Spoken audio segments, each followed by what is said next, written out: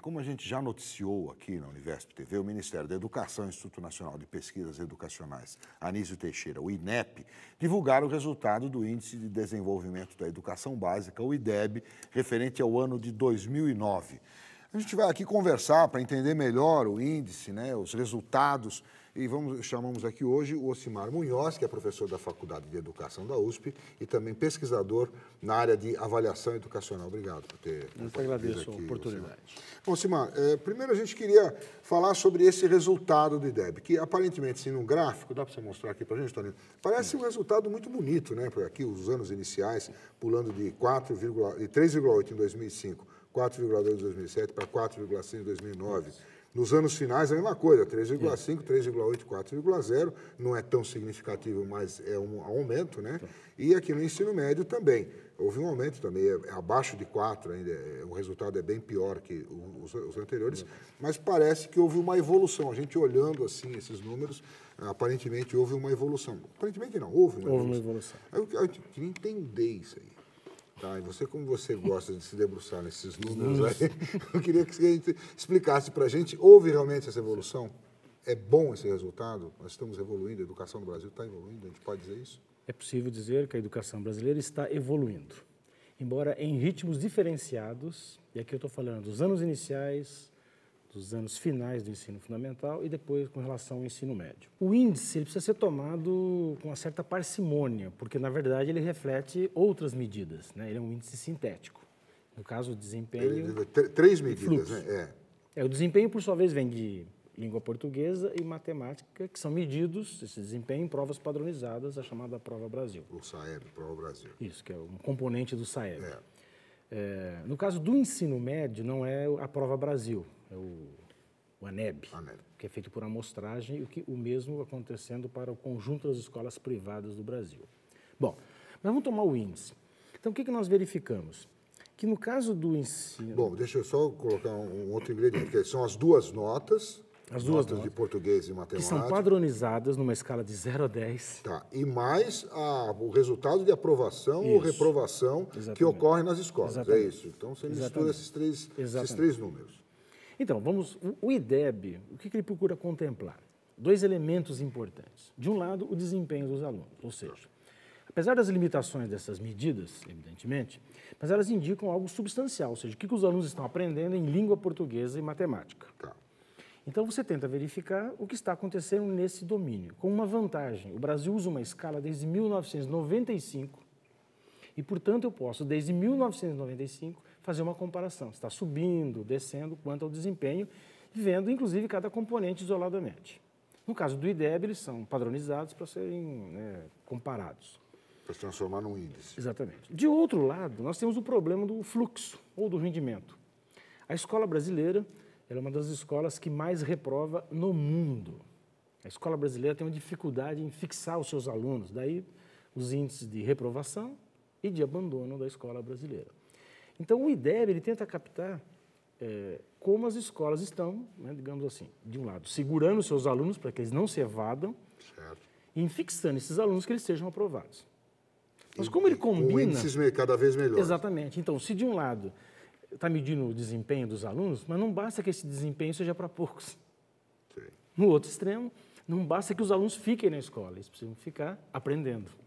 Então, é uma ideia muito interessante combinar esses 2 elementos.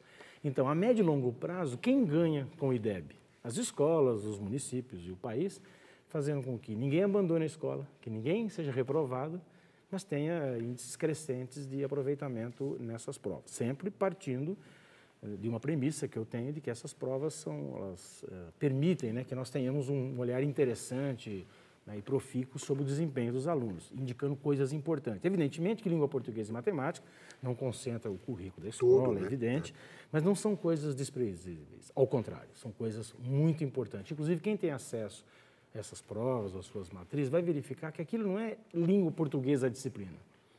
É leitura, por exemplo, no caso de língua portuguesa, que qualquer disciplina precisa ter. No caso de matemática, é um tipo de raciocínio que eu diria que vai para além da disciplina classicamente estabelecida de matemática.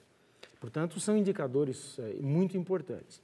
Bom, voltando, então o IDEB, ele consegue captar esses 2 desafios, vamos dizer assim, da educação brasileira. Garantir a aprendizagem E fixar o aluno E na fixar o escola. aluno, ou seja, como diriam alguns, evitar a seletividade, a exclusão que a escola brasileira ainda apresenta. Tá. É bom lembrar que na primeira série do ensino fundamental, crianças de 6 anos, a reprovação é da ordem de 15% no Brasil. No Brasil, você está falando do No Brasil. Brasil como um Estado de todo. São Paulo é menos. É da ordem de 2% a reprovação, mas também tem um abandono da ordem aí de 2%, 3%. Também no estado de São Paulo perde-se muito. Em relação ao Brasil é muito pouco, Certo. mas em relação ao mundo é uma taxa ainda elevada. Agora, claro, quando você compara São Paulo com o Brasil, eu reitero, no estado de São Paulo, quer dizer, não só no estado de São Paulo, mas em particular aqui, Sim. nós temos já ganhos nesse sentido. Bom, no caso do estado de São Paulo, o desafio fica mais concentrado no desempenho ou na aprendizagem, como querem alguns.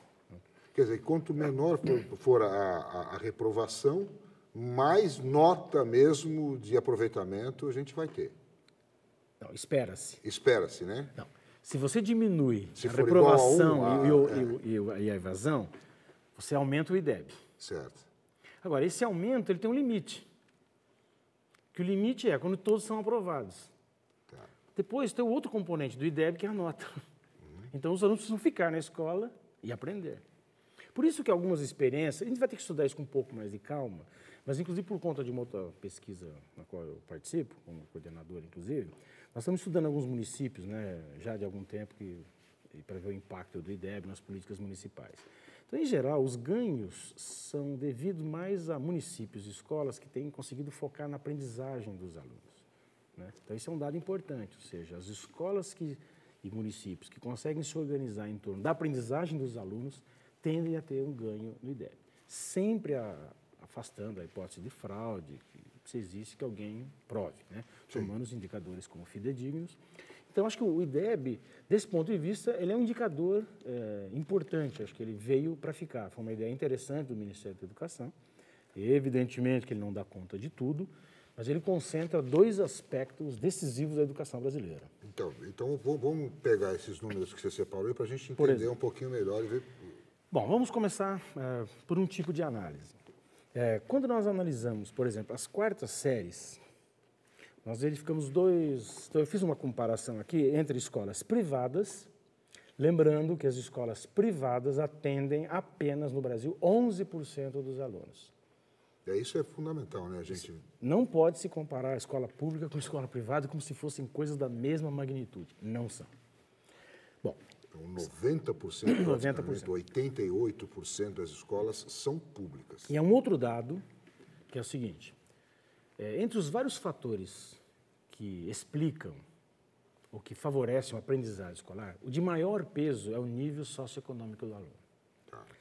Varia aí conforme as teorias, as pesquisas, mas vai entre 60% a 80% do peso no nível socioeconômico do aluno. Ou seja, aquilo que o aluno tem de casa, da sua família, A bagagem que ele a traz para a escola. bagagem, o hábitos, né, o capital cultural, tem vários nomes para denominar exatamente. esse tipo de coisa, explica entre 60% a 80%.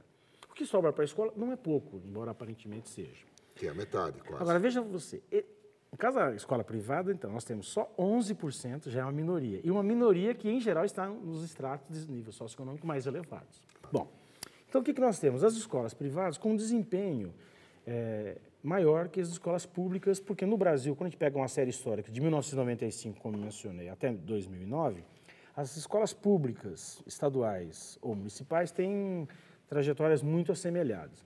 Agora, uma coisa muito interessante é, se a gente tomar, por exemplo, como referência o ano 2001, 2003, a diferença entre as públicas e as privadas está caindo. A partir daqui, vamos tentar mostrar aqui, Tony. Tenta mostrar aqui para a gente. Quer dizer, você fala 2001 aqui, né? Isso. Que, o número aqui dá quanto? Qual é a diferença? É da ordem de 60 pontos nessa escala aí. Aqui, assim, né? Nessa Exatamente. faixa. E ela vem diminuindo essa diferença Hoje, ao longo do tempo. está em torno de 40 pontos. Isso é muita diferença, é muita diminuição da diferença. Quer dizer, ela ainda é significativa, né? Ela precisaria diminuir, mas a gente tem que sempre entender o processo como um todo. E o mais interessante é que é uma tendência, a partir de 2001 especialmente, até 2009, de elevação de língua portuguesa nas escolas municipais e nas escolas estaduais. Lembrando um outro fator no Brasil. Desses 90%, em torno de 60%, 70% estão em escolas municipais. Então, é uma pulverização. 60% da escola pública é municipal. É municipal. Tá. Esse é outro desafio no Brasil. Agora, nós vamos encontrar também esse mesmo resultado em matemática. Né? Nós temos uma situação que mostra que, tanto em língua portuguesa como em matemática, um crescimento significativo dos alunos nessas escolas públicas. Tá. Então, esse é um desafio interessante. E o IDEB está captando isso. E, com outro fator, que é o peso da correção de fluxo. Ele está diminuindo frente ao ganho no aprendizado. Ou seja... O fato de as crianças se repetirem muito não está sendo tão... não está puxando a nota para baixo porque as notas estão subindo, é isso? Exatamente. É o seguinte, nós medimos o impacto desses fatores, desempenho nas provas e do fluxo no IDEB. Tá. O IDEB está subindo. Bom, primeira pergunta, então, por que ele está subindo? Por causa da nota ou porque reprova menos? Então, porque a nota está aumentando, mais do que a melhoria no fluxo. Isso já tinha acontecido de 2005 para 2007 e esse processo continuou nos anos iniciais. Então, isso é um dado interessante. Ou seja, mas não é bem uma boa notícia que você está dando. Não, é uma boa notícia. Os alunos estão ganhando mais porque estão crescendo mais no desempenho do que na melhoria de fluxo. Está havendo uma melhoria de fluxo? Está. Mas o peso maior não é porque os prefeitos autorizaram ou mandaram aprovar todo mundo. Essa ideia que muitas vezes se tem. Não, ao contrário. O Brasil ainda tem níveis de reprovação que são elevados para os padrões mundiais, está caindo, porém, o ganho maior está ocorrendo no desempenho. Então, isso é uma coisa interessante. Então, você está tendo ganho no fluxo, porém, está tendo mais ganho ainda no desempenho dos alunos. Ou seja, os alunos estão ficando mais na escola e estão aprendendo mais. Então, isso talvez seja o grande patrimônio hoje da educação brasileira. Tá, isso a gente está falando agora da educação, dos primeiros anos da educação básica, certo? Do ensino fundamental. E nos anos finais do ensino fundamental? No caso de oitava série. Bom, também fiz aqui alguns levantamentos. Bom, aqui o desafio ainda é um pouco maior. Vamos lá, por partes. Primeiro, no caso dos anos finais, que é o equivalente aí de quinta a oitava série, o maior atendimento está com os governos estaduais. Quase que se inverte aquela tendência. Ou seja, a municipalização da educação no Brasil foi mais nos anos iniciais. Bom... isso faz sentido. Então, nós temos o seguinte. Bom, o dado positivo é que a diferença entre as públicas e privadas, praticamente naquela proporção, está ocorrendo. Ou seja, a diferença existe, ela é grande entre públicas e privadas, porém ela está caindo significativamente. A partir de 2001. Exatamente. A partir de 2001, 2003, essa diferença vai diminuindo. Aqui em 99 já estava pequena, né? Mas aqui teve umas oscilações, né? Aqui, então, a partir de 2001 que a gente começa a perceber... Ela vem crescendo mesmo. Exatamente. Né? Então, esse é um dado interessante. Você está diminuindo essa distância. E, ao mesmo tempo, aqui também a gente constata que o maior peso da variação se deve ao desempenho. E nesse gráfico a gente pode perceber isso. No caso aqui é a língua portuguesa, mas eu tenho aqui de matemática, um pouco menos em matemática, que há um crescimento do desempenho. Claro que não é um crescimento que talvez todos nós gostaríamos de observar. Porque quando a gente fala assim, a gente está falando, estamos crescendo, mas mesmo aqui, a escola privada, ela não está num nível... Então, essa é uma coisa curiosa, né? Se a gente levar em conta que é um montante pequeno, 10% aproximadamente, sim, de nível socioeconômico mais alto, né? Então ela tem um desempenho que deixa muito mais a desejar do que as escolas públicas. Deveria ser muito maior. Deveria ser muito maior. Ou, né, em existindo escolas privadas, todo mundo deveria ter o mesmo desempenho. Agora, a gente não pode ignorar as dificuldades, né, inerentes à administração, né, de pública montantes. De quantas crianças nós estamos falando aqui? No caso do ensino fundamental, é em torno de 28 milhões nas escolas públicas, no total do ensino fundamental. E 3 milhões nas escolas privadas. Olha de grandeza. Uma diferença bastante grande. É muita gente. Né? Por isso que, às vezes, algumas comparações com alguns países precisam ser feitas com uma certa moderação. Né? Porque... a gente faz essas comparações, mas mesmo a escola, isso que eu estava falando, mesmo a escola privada, comparado com outros países, está no nível mais baixo.